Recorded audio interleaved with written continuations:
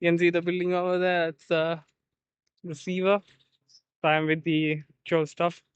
This is the longest range I got from this ESP32-CAM. 32 based an edited version of the CAM web server.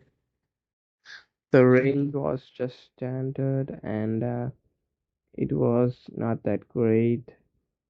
So I edited again to have fixed Wi-Fi channels and access point and use only DSSS mode, which is good for range and penetration, and maximize the TX power and bunch of other modes to maximize the range. I did try to use ESP-NOW protocol for the ESP32-CAM and ESP32 to communicate, so it will maximize the range, but it didn't work out because of the package size limitations. And it did run, but the output was single image, and the delay was quite high, so I used this method.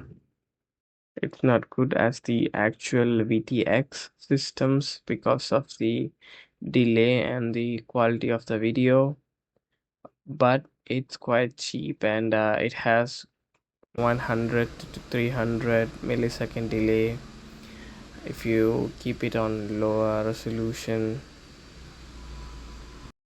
I also added a cheap antenna because you can connect antenna to the ESP32 CAM. So I recommend you guys to do that too.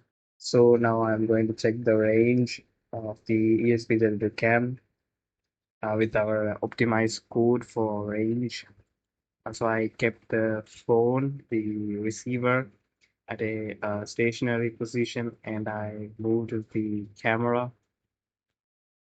So I also capped the data rate. So now it have a 1 megabyte per second, which is quite low. But if you want range, you have to do some compromises. And ESP32 is not also good at high resolution.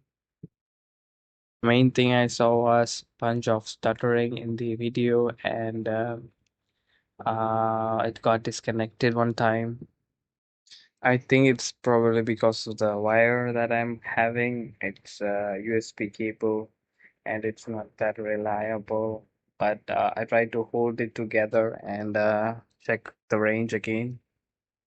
When I tried to hold it together, the range got increased, I say. It was quite impressive. I was expecting lower range, but it did pretty good for the size. But you can see the building over there. It's the receiver. So I'm with the Joe stuff. This is the longest range I got from this ESP32 CAM. And when I tried again, the range was pretty low. So I think it's because of the heating. The ESP32 got superheated. So I am going to use a heat sink. So this is how the ESP now looks. Even after that, the stuttering still persists. So it's okay if you are using on a RC car, short range, just driving around. But in a drone, it's not a good idea and it's too risky if the connection got lost in mid-flight. Uh, yeah, and thank you for watching.